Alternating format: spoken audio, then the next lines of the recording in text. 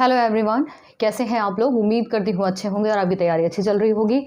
आज हम क्या करेंगे, ग्रुप डी में ऐसे क्वेश्चन भी पूछे जा रहे हैं या आप कह सकते हो ज्योमेट्री से जिस टाइप के भी क्वेश्चन पूछे जा रहे हैं, कुछ इंपॉर्टेंट चीज़ें हम यहाँ पे देखेंगे जिससे कि क्या होगा, आपको चीज़ें आसानी से समझ भी आएंगी और उसके बाद जो जिन बच्चों का पेपर रह गया उनके लिए काफ़ी हेल्पफुल होगा ये, ठीक है। क्योंकि पेपर का ऐसा पैटर्न रहा है कि एक चीज़ जो पूछी जा रही है उसी को थोड़ा सा घुमा फिरा के वैसी ही चीज़ें आगे भी पूछी जा रही हैं, ठीक है। तो देखिए यहाँ पर क्या होता है, सबसे पहले यहाँ पे कंफ्यूजन बच्चों को कहाँ होता है कि दो जो है, दो पैरेलल लाइंस है, अगर कोई लाइन इनको इस तरीके से काट रही है तो वहां पे कुछ क्या होता है, कुछ हम चीजों को ऐड करते हैं। ऐड करने का मतलब ये है, मैं यहाँ पे ये कहना चाहती हूँ कि जो एंगल्स होते हैं, एंगल कई बार पूछ लेता है, ठीक है। एंगल कैसे निकालोगे, देखो होता क्या है, सबसे पहले हम बात करते हैं संगत कोण या फिर करेस्पॉन्डिंग एंगल, ठीक है। संगत कोण क्या होता है, जैसे कि अगर ये क्या है, ये एक लाइन है, दो पैरेलल लाइन को क्रॉस कर रही है, तो ये जो क्या है, संगत कोण का मतलब ये होता है, करेस्पॉन्डिंग एंगल का मतलब ये होता है कि जो ये एंगल 1 होगा वो किस एंगल के बराबर होगा, वो होगा बराबर किसके, एंगल 5 के, ठीक है। एंगल 1 किसके बराबर होगा, एंगल 5 के बराबर होगा। एंगल 1 जो हो गया एंगल 5 के बराबर होगा, ठीक है। इसी तरीके से एंगल 2 जो है एंगल 6 के बराबर होगा। एंगल 2 जो है एंगल 6 के बराबर होगा। अब एंगल जो 4 है वो किसके बराबर होगा, एंगल 8 के बराबर होगा। एंगल 4 एंगल 8 के बराबर होगा। और इसी तरीके से एंगल 3 जो होगा वो एंगल 7 के बराबर होगा। एंगल 3 एंगल 7 के बराबर होगा। कहने का मतलब ये है कि ये जो लाइन इस तरीके से क्रॉस कर रही है, जो ऊपर वाली चीज है वो ऊपर के बराबर, जो नीचे वाली है वो नीचे के बराबर, ये इधर जो है लेफ्ट वाली लेफ्ट के नीचे के बराबर, जो राइट में है वो आप क्या कह सकते हो कि ये इसके बराबर हो जाएगा। 3 जो है वो किसके बराबर हो जाएगा, वो नीचे 7 के बराबर हो जाएगा। तो ये क्या होते हैं, संगत कोण या फिर करेस्पॉन्डिंग एंगल होते हैं। अब एकांतर कोण क्या हो गया, एकांतर कोण या आप कह सकते हो कि इंटीरियर एंगल, जो ऑल्टरनेट इंटीरियर एंगल होते हैं वो भी क्या होते हैं, आपस में बराबर होते हैं। अब इंटीरियर एंगल क्या होता है, जो अंतः कोण होते हैं, जो अंदर वाली साइड जो कोण होते हैं। अंदर वाली साइड आप बताओ कि 3 है, 4 है, 5 है, 6 है, ये एंगल क्या है, वो अंदर वाली साइड है। तो किस तरीके से बराबर होते हैं, ऑल्टरनेट इंटीरियर एंगल बराबर होते हैं। कौन से, ऑल्टरनेट। ऑल्टरनेट का मतलब ये है कि एंगल 4 जो होगा वो एंगल 6 के बराबर होगा, ठीक है। और क्या बचा, 4 6 के बराबर हो गया, 3 5 के बराबर हो जाएगा। 3 किसके बराबर हो जाएगा, 5 के बराबर हो जाएगा। क्लियर है बात, मतलब यहाँ पे क्रॉस चलेगा, अंदर में क्या होगा, क्रॉस 4 6 के बराबर, 3 5 के बराबर। इसी तरीके से जो वाय कोण होते हैं, एक्सटीरियर एंगल होते हैं, वो भी क्या होते हैं, ऑल्टरनेट होते हैं और बराबर होते हैं, ठीक है। तो क्या हो गया इसमें, अगर आप वाय कोण देखो या एक्सटीरियर एंगल देखो तो इंटरनल में 3 4 5 6 जो अंदर की तरफ आ रहे थे, बाहर की तरफ 1 2 7 8 आ रहा है। लेकिन इसमें कैसे बराबर होगा, ऑल्टरनेट बराबर होगा, यानी कि 1 का क्या होगा, 7 हो जाएगा। एंगल 1 किसके बराबर हो जाएगा, एंगल 7 के बराबर हो जाएगा, ठीक है। क्रॉस चलेगा, एंगल 2 जो होगा वो एंगल 8 के बराबर हो जाएगा। एंगल 2 एंगल 8 के बराबर हो जाएगा। अब नेक्स्ट पॉइंट क्या कह रहा है, आंतरिक कोणों का योग 180 डिग्री होता है। आंतरिक कोणों का योग, आंतरिक कोण कौन कौन से हैं, जैसे कि एक लाइन ये अगर खींची गई है तो इसके अंदर के कोण कौन से हो गए, और ये क्या हो गया, कोण 5 और कोण 6, यानी कि कोण 4 प्लस कोण 5, ये क्या हो जाएगा, ये हो जाएगा टोटल आपका 180 डिग्री, ठीक है, 180 डिग्री। अगर मैं कहूँ कि और भी कोई यहाँ पर बन रहा है, ठीक है, और भी कोई बन रहा है, तो क्या बन रहा है, एक तो ये आपका 3 बन रहा है और एक क्या बन रहा है, 6 बन रहा है, यानी कि एंगल 3 प्लस एंगल 6 कितना हो जाएगा, 180 डिग्री के बराबर हो जाएगा। तो ये एक सिंपल सी चीज़ है जो आपको ध्यान रखनी है। अगर मैं कहूँ एंगल 1 और एंगल 2, एंगल 1 प्लस एंगल 2 ये कितना होगा, ये भी 180 के बराबर होगा। क्यों, क्योंकि भाई ये स्ट्रेट लाइन है, ये स्ट्रेट लाइन है, और स्ट्रेट लाइन जब भी होती है तो एंगल कितने का बनता है, 180 डिग्री का बनता है। अगर मैं कहूँ एंगल 3 और plus angle 4, angle 3 plus angle 4, तो ये कितना बनेगा, ये भी आप कहोगे कि 180 बनेगा। क्यों, क्योंकि ये भी क्या है, एक स्ट्रेट लाइन पे बन रहा है। एंगल 5 और 6 का समेशन क्या होगा, 180 होगा। एंगल 7 8 का समेशन क्या होगा, 180 होगा। अगर मैं कहूँ एंगल 2 और 3 मिलकर कितना बनाएगा, तो वो भी 180 बनाएगा। क्यों, क्योंकि भाई देखिए ये भी क्या है, स्ट्रेट लाइन है।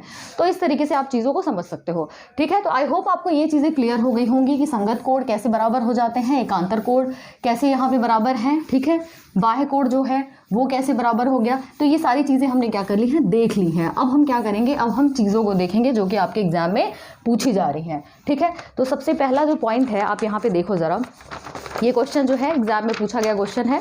क्वेश्चन में कह रहा है कि सिमिलर ट्रायंगल है, सिमिलर ट्रायंगल है, ठीक है। सिमिलर ट्रायंगल का मतलब होता है समरूप त्रिभुज, जो एक जैसा दिखता है। जरूरी नहीं है कि वो साइज में एक दूसरे के बराबर हो, छोटा बड़ा हो सकता है, लेकिन क्या है कि समरूप का मतलब होता है कि एक जैसे दिखने में एक जैसा होता है, ठीक है। तो यहाँ पर बोल रहा है कि ये एक ट्रायंगल क्या है, ABC है और ये एक एंगल है PQR, और यहाँ पर कह रहा है एक ये जो भुजा है वो x है, ये है x+2, ये है 12, ये है क्या है 18। x का मान बताइए, यहाँ पे क्या करना है आपको, x की वैल्यू बतानी है। अब x की वैल्यू अगर समरूप त्रिभुज है तो इनकी एक प्रॉपर्टी होती है, प्रॉपर्टी ध्यान से सुनना आप, कि ये जो भुजा होगी और दूसरी भुजा का रेशियो इज इक्वल टू ये भुजा जो होगी अपॉन में इस भुजा का रेशियो, ठीक है, इज इक्वल टू ये भुजा अपॉन में ये भुजा का रेशियो। क्लियर है बात, लिख देती हूँ एक बार, AB अपॉन क्या हो जाएगा PQ is equal to BC upon में QR is equal to AC upon में PR। ये क्या होंगे, बराबर होंगे, ठीक है। भुजाओं का जो रेशियो कह सकते हो आप, ठीक है, वो क्या होगा, बराबर होगा। तो AB का मान कितना दिया है, x दिया है, PQ का मान आपके सामने क्या दिया है, 12 दिया है, BC क्या है, BC है x+2 और QR जो है वो है 18। इसकी हमें ज़रूरत नहीं है क्योंकि हमें x का मान निकालना है, 6 दूना 12 और 6 3 18, क्रॉस मल्टीप्लाई कर लो, 3x इज इक्वल टू क्या हो जाएगा 2x + 4, यानी कि हम इसको क्या कर सकते हैं, x इज इक्वल टू कितना आ जाएगा 4, ठीक है। x की वैल्यू कितनी आएगी 4। क्लियर है बात, सेंटीमीटर में यूनिट दी होगी तो सेंटीमीटर में कर लेना या कुछ भी है, मतलब x की वैल्यू कितनी होगी 4 आएगी, यहाँ पर आप देख सकते हो, ठीक है। नेक्स्ट क्वेश्चन देखें, नेक्स्ट क्वेश्चन देखते हैं उसमें क्या पूछा जा रहा है। पूछा गया है क्वेश्चन एग्जाम में आपके क्या है, अगला जो क्वेश्चन है वो रोम्बस के बारे में है। रोम्बस जैसे कि हम क्या कहते हैं, समचतुर्भुज कहते हैं। रोम्बस देखने में कुछ इस तरीके का होता है, ठीक है, कुछ इस तरीके का होता है। समचतुर्भुज मतलब इसकी 4 भुजाएं बराबर होती हैं। बेसिकली ये होता क्या है, पॉलीगन का ही टाइप है, ठीक है, पॉलीगन का टाइप है। यहाँ पर क्या है कि ये इस तरीके से इसके विकर्ण होते हैं 2, ठीक है। चारों भुजाएं क्या होती हैं, आपस में बराबर होती हैं, ये चीज़ ध्यान रखना। एक विकर्ण जो हो गया वो D1 हो गया, एक हो गया D2 हो गया, ठीक है। जब इसके विकर्ण जो इसके डायगोनल होते हैं एक दूसरे को जब क्रॉस करते हैं तो उनके बीच में जो एंगल बनता है वो हमेशा 90 डिग्री का बनता है, ठीक है। तो हर एक केस में यहाँ पर एंगल क्या हो जाएगा, 90 डिग्री का बनेगा। अब यहाँ पे कह रहा है समचतुर्भुज के विकर्णों की लंबाई 6 और 8 सेंटीमीटर है, यानी कि D1 दिया है 6 सेंटीमीटर और D2 कितना दिया है 8 सेंटीमीटर। परिमाप पूछ रहा है, क्या पूछ रहा है, परिमाप यानी कि पेरीमीटर, ठीक है, पेरीमीटर। तो परिमाप क्या होगा, परिमाप हमें पता है कि टोटल जो लंबाई होती है, उसको ओपन करोगे, टोटल जो लंबाई होती है वो क्या होती है, परिमाप होती है, ठीक है। तो ये क्या, चारों भुजाएं अगर बराबर होती हैं यानी कि हम कह सकते हैं 4 इंटू साइड, ठीक है, 4 इंटू भुजा। तो हमें अगर भुजा पता चल जाएगी तो हम उसका पेरीमीटर निकाल सकते हैं। तो एक चीज़ हमेशा याद रखना कि जो विकर्ण होते हैं, जब विकर्ण एक दूसरे को काटते हैं तो दोनों आधे आधे हिस्से में काटते हैं, मतलब बराबर 2 बराबर भागों में बांटते हैं।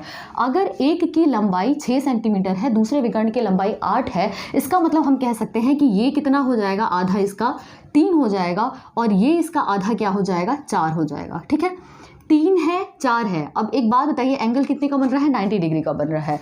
यानी कि अगर मैं कहूँ कि यहाँ पर हम इस ट्रायंगल को ले लें, इस, ध्यान से सुनिएगा इस चीज़ को, अगर हम इस ट्रायंगल को ले लें, ठीक है, तो ये क्या बनेगा, ये बन जाएगा आपका समकोण त्रिभुज, ठीक है। तो वहाँ पे हम क्या करेंगे, पाइथागोरस थ्योरम को लगा सकते हैं और पाइथागोरस थ्योरम आपको पता है, यहाँ पे ट्रिपलेट्स लगा 3 4, यानी कि ये हमारे पास निकल के आ जाएगा 5 5 जो है वो क्या हो जाएगा, साइड हो जाएगा, यानी कि साइड की वैल्यू जो आ गई वो 5 आ गई। तो यहाँ पे क्या हो जाएगा, 20 सेंटीमीटर में दिया है तो सेंटीमीटर क्या हो जाएगा, आंसर हो जाएगा, ठीक है।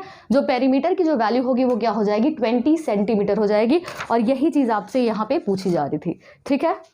अब अगर हम नेक्स्ट क्वेश्चन देखें तो ये भी आपका ग्रुप डी में पूछा गया क्वेश्चन है, इसी साल का क्वेश्चन है। यहाँ पर भुजाएं दी हुई हैं, एक ट्रायंगल दिया है, ट्रायंगल की जो भुजाएं दी हैं, एक है 11 सेंटीमीटर, एक है 7 सेंटीमीटर और एक है आपका ये 14 सेंटीमीटर, और कह रहा है कि त्रिभुज का क्षेत्रफल बताइए। तो सबसे पहले तो हमें फॉर्मूला पता होना चाहिए कि एरिया क्या होता है। एरिया जो होता है, ऐसे जब भुजाएं अलग अलग दी होती हैं इस तरीके से, तो इनका एरिया जो होता है S into S minus A into S minus B into S minus C। अब S क्या होता है, ABC तो हमें पता है, A ये है, B ये है और ये क्या है, C 14 सेंटीमीटर है। S क्या होता है, S होता है अर्ध परिमाप। अर्ध परिमाप मतलब सेमी पेरीमीटर। तो जो पूरा परिमाप जो होता है वो 2S के बराबर होता है, अर्ध परिमाप जो होता है वो S एस होता है, एस क्या होता है a प्लस बी प्लस सी बटे में 2, यानी कि तीनों भुजाओं को जोड़ दो और उसके बाद बटे में 2 कर दो, तो 11 प्लस 7 प्लस क्या हो गया 14, तो ये 21 और 11 कितना हो जाएगा 32 हो जाएगा, 32 बटे में 2 और ये क्या हो गया 16। तो s की वैल्यू क्या आ गई हमारे पास 16। अब हम क्या करें, इसकी जगह रख देते हैं वैल्यू 16, s माइनस ए 16 माइनस 11 करेंगे तो क्या हो जाएगा, ये बचेगा आपका 5। उसके बाद s माइनस बी यानी कि 16 माइनस 7 करेंगे तो बचेगा 9, s माइनस सी 16 माइनस 14 करेंगे तो बचेगा 2, यानी कि अगर ये 16 हम बाहर लेके आते हैं तो ये क्या हो जाएगा 4 हो जाएगा, ये 9 बाहर लेके आते हैं तो 3 हो जाएगा, और ये करनी में 5 दूना 10 हो गया, यानी 4 तिहाई 12 करनी में 10, ये क्या हो जाएगा सेंटीमीटर का स्क्वायर। ठीक है, यूनिट क्या है सेंटीमीटर में है, तो एरिया क्या हो जाएगा सेंटीमीटर स्क्वायर हो जाएगा। तो ये क्या हो गया, ये आपका आंसर निकल के आ गया। ठीक है, अब नेक्स्ट क्वेश्चन देखिए जरा, नेक्स्ट क्वेश्चन अच्छा क्वेश्चन है, त्रिभुज का ही क्वेश्चन है, लेकिन इसको आप एक समझिएगा इस चीज़ को कि ये क्या है, प्रॉपर्टी बेस्ड क्वेश्चन है। अब यहाँ पे जैसे कि क्वेश्चन में दिया हुआ है एक ट्रायंगल है, ठीक है, ट्रायंगल है, थोड़ा सा ट्रायंगल टेढ़ा बन गया है, कोई बात नहीं। अब ये ट्रायंगल है, तो ट्रायंगल ए बी सी में क्या कह रहा है, ए है, बी है, सी है, कह रहा है कि डी ई जो है वो पैरेलल है बी सी के पैरेलल क्या है डी ई है। ठीक है, ये कोई लाइन है वो क्या कर रही है, बी सी जो बेस है उसके क्या है पैरेलल है। तो अब कह रहा है कि ए डी बटे में ए डी बटे में क्या है डी बी, ये कितना दिया है 3 बटे में 5 दिया हुआ है, और कह रहा है यदि ए सी बराबर 5.6 सेंटीमीटर, ए सी क्या है 5.6 सेंटीमीटर है, तो कह रहा है कि ए ई की वैल्यू बताओ, ए ई की वैल्यू बताओ। ठीक है, अब देखिए यहाँ पर एक चीज़ है जो आपको एक रूल लगाना है, ये क्या है कि अगर इस तरीके से कोई लाइन इस तरीके से जाती है जो कि बेस के पैरेलल होती है, तो यहाँ पर हम रूल क्या लगाएंगे कि एडी जो एडी होता है, एडी की जो लंबाई होगी बटे में क्या होगा ए बी, टोटल लंबाई जो होगी वो लिख देंगे, बराबर क्या हो जाएगा ए ई की जो लंबाई होगी, ए ई की जो लंबाई होगी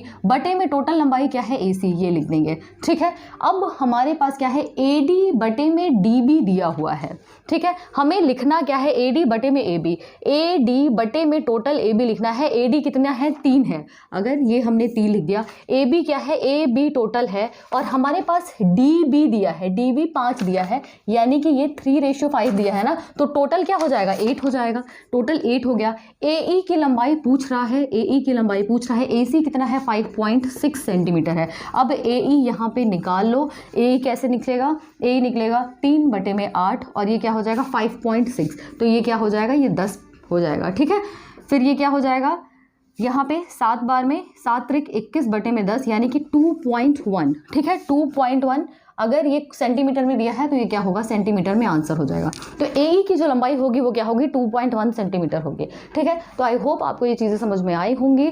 तो और ये जितने भी मैंने क्वेश्चन यहाँ पे कराए हैं सब के सब पूछे गए क्वेश्चन हैं, तो इन प्रॉपर्टीज़ के ऊपर अगर कोई भी क्वेश्चन पूछा जाता है तो आप बड़े आराम से इन चीज़ों को सॉल्व कर सकते हो। ठीक है, और इस पर क्या है कि जो ज्योमेट्री के जो कुछ इंपॉर्टेंट चीज़ें होती हैं, जो इंपॉर्टेंट फार्मूले होते हैं, लिंक उसका मैं डिस्क्रिप्शन बॉक्स में दे दूंगी, आप वहाँ से भी जाके देख सकते हो। ठीक है, आई होप आपको सेशन अच्छा लगा होगा। बाकी जल्दी मिलते हैं नेक्स्ट क्लास में। Thank you so much for watching.